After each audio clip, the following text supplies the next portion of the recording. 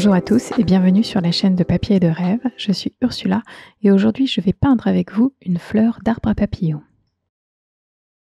Encore une fois, c'est une aquarelle où je ne suis pas forcément la plus concentrée puisqu'il y a ma fille juste à côté qui est en train de peindre aussi avec de l'eau. Et du coup, je commence donc cette aquarelle avec quelques traces sur mon papier. J'utilise ce qui reste dans ma palette de violet, donc c'est sûrement un mélange de lac, rose, d'indigo, peut-être de bleu d'Inde en traîne. C'est vraiment, la zone violette qui reste sur ma palette. Je me sers de ces bouts de couleur en fait pour tracer, la première ébauche de mes fleurs. Vous voyez que j'ai quand même beaucoup d'eau sur mon pinceau et pas forcément beaucoup de couleurs. Pour l'instant, je veux juste, placer, cette fleur au bon endroit et pour la suite, on verra, on construira cette image petit à petit. Et je vais aussi placer quelques éléments verts avec le reste de vert qu'il y a sur ma palette, avec un petit ajout de lac jaune, pour avoir un vert un petit peu plus acide, un petit peu plus jaune. Je vais continuer à placer les bonnes couleurs aux bons endroits. Mon image est relativement simple, il y a juste, cette, branche bien chargée, de fleurs, d'arbres à papillons. Il y a des branches derrière qui sont pas encore fleuries ou devant aussi. Donc il y a plein de choses qui se passent, peut-être un peu trop et je vais essayer de simplifier cette image pour, en ressortir, ce qu'il y a de mieux. Pour construire la végétation autour de ces fleurs, j'utilise la tranche de mon pinceau pour, avoir quelques lignes, qui représentent donc bien sûr les tiges et je vais ajouter quelques zones un peu plus denses en vert pour avoir des feuilles, et bien sûr je vais détailler par la suite. Pour l'instant, c'est vraiment juste le début, c'est un premier jet, je m'intéresse surtout à avoir les bonnes couleurs aux bons endroits. Vous voyez que les couleurs que j'utilise pour l'instant ne sont pas très saturées. Ça me permet de modifier, s'il y a quelque chose qui me convient pas plus facilement. Si j'utilise moins de pigments pardon et plus d'eau, forcément, je peux me repentir plus facilement, parce que les pigments vont se laver aussi plus facilement si, je trouve qu'il y en a trop à certains endroits et sinon j'aurai aussi l'occasion de redensifier certaines zones un peu plus tard. Vous avez vu sur mon image de référence, cette image est sur le fond bleu du ciel, et je décide donc d'ajouter un petit peu, des touches bleues, avec du bleu d'Inde en traîne pour avoir cette idée, d'arrière-plan de ciel, de ce bleu très, très clair qui est si particulier, au ciel. Bien sûr, ce bleu va se mélanger avec les couleurs qu'il y a à côté, il y a aucun problème avec ça. Ça va justement se fondre et faire en sorte que ces taches ne soient pas trop, mal placées en fait. Il vaut mieux qu'elles soient fondues avec la végétation pour l'instant et elles donnent juste une petite idée de ce qu'il y a derrière, sans en faire trop. Mais alors croyez-moi ou non, mais à ce stade-là de mon aquarelle, je trouve que c'est bon, c'est fait.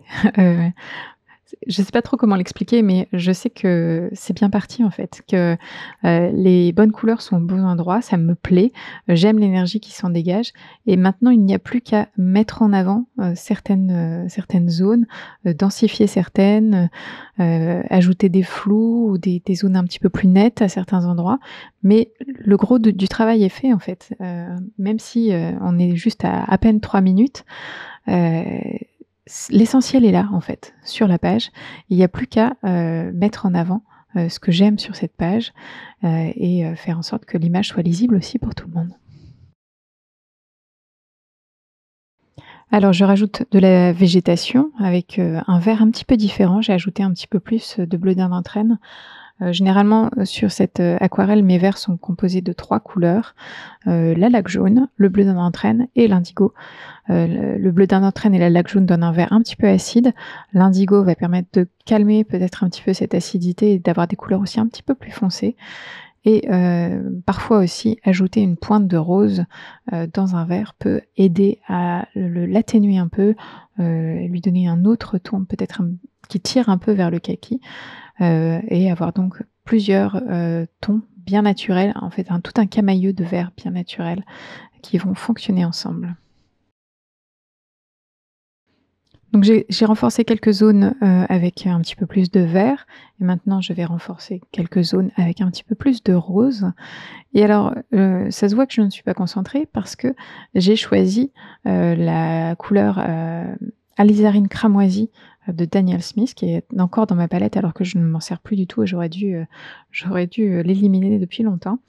Et c'est une couleur rose qui est, jolie, mais qui n'est pas assez lumineuse, je trouve, pour, ce que j'avais envie de faire. Et la laque rose de Sennelier, qui est le godet juste à côté, aurait été beaucoup mieux.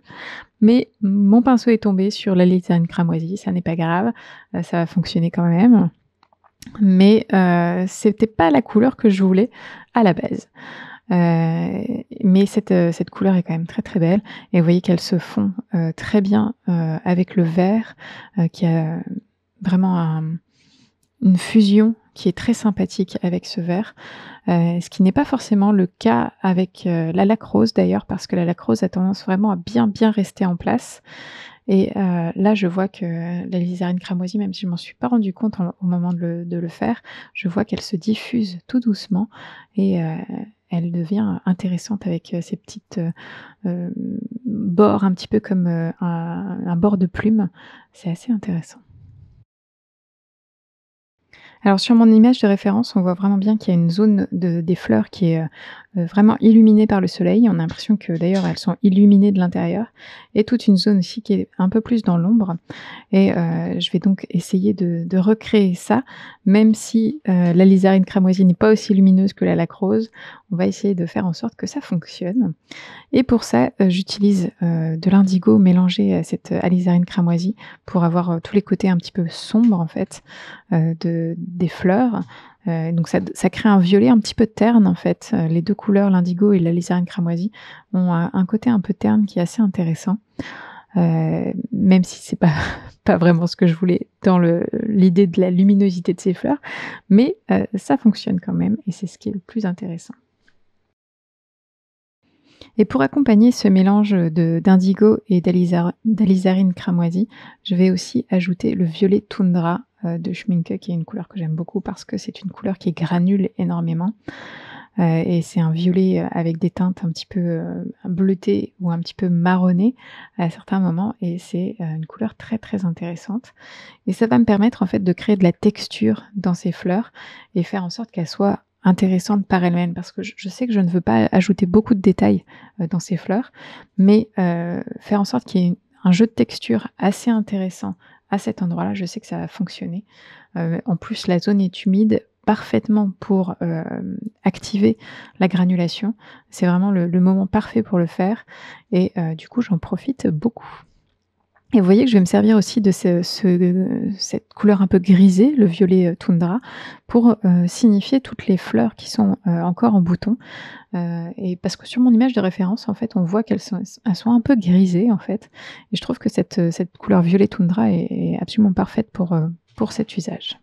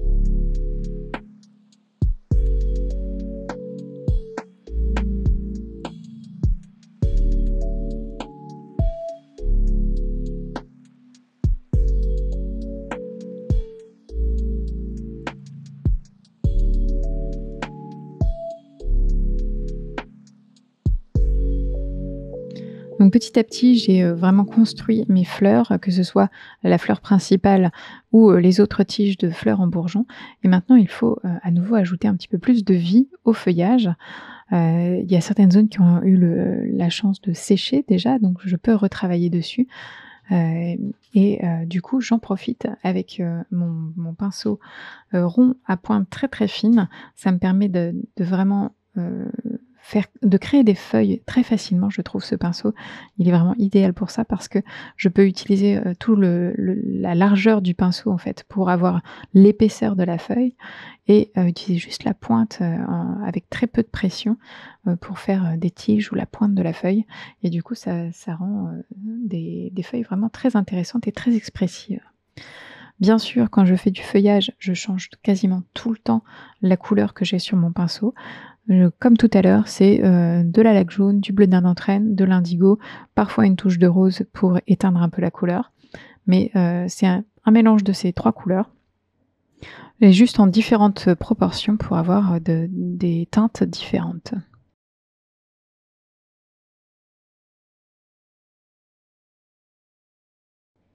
Et c'est vraiment extrêmement agréable de travailler avec ce pinceau pour faire du feuillage parce qu'on peut faire vraiment des traits tout fins, pour faire des petites tiges et ensuite, faire un gros aplat tout d'un coup, pour signifier la feuille. C'est vraiment, très, très plaisant et ça détend beaucoup d'ailleurs de faire ces feuilles avec ce pinceau et ça me permet vraiment de créer tout un réseau de végétation assez dense, tout en ne bloquant pas, l'entièreté de la feuille puisque vous voyez qu'il y a encore beaucoup de blanc, qui apparaît et ça fonctionne juste très bien.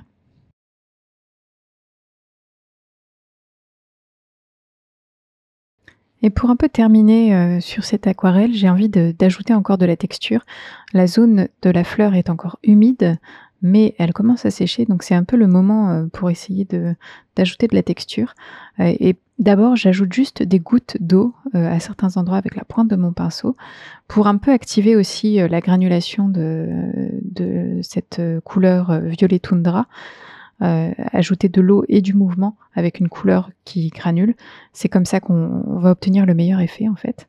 Donc j'ajoute de la couleur pour créer un petit peu des fleurs aussi, avoir quelque chose, j'ajoute de l'eau pardon, pour créer des fleurs, parce que l'eau va repousser un peu les pigments sur l'extérieur et j'ajoute aussi du pigment, dans ces zones humides et vous allez voir que je vais aussi bouger ma feuille un peu plus tard pour activer encore ces pigments et les aider en fait à granuler et à créer toutes ces textures, très intéressantes.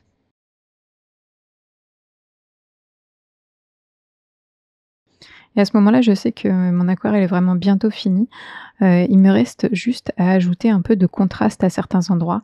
Les fleurs sont bien, même les fleurs encore en bouton, pour moi sont très réussies et ça fonctionne bien. Mais j'ai envie d'avoir un petit peu plus de relief dans le feuillage. C'est pour ça que je prends une couleur un peu plus dense sur mon pinceau pour faire encore quelques feuilles. Je prends une couleur assez sombre, donc il y a beaucoup plus de bleu et d'indigo que de laque jaune.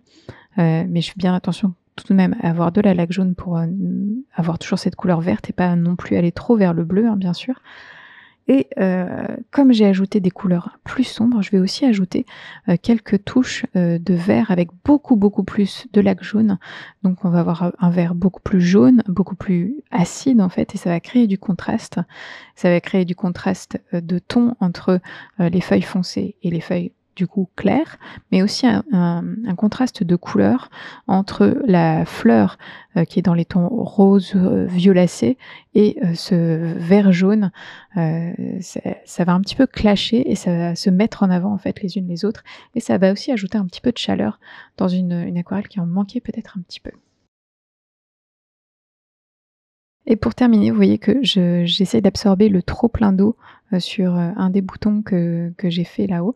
Parce que je sais que s'il y a trop d'eau et que la goutte en fait est trop bombée, déjà comme je vais bouger ma feuille maintenant, elle risque de couler. Mais en plus, lors du séchage, on risque d'avoir une auréole, très foncée autour de la goutte parce que les pigments seront poussés vers l'extérieur en fait et ça peut, ne pas être totalement, nécessaire, voulu, gracieux et du coup, je préfère un petit peu, absorber ce trop plein d'eau, pour faire en sorte que ce soit, un petit peu plus lisse, un peu plus calme à cet endroit-là.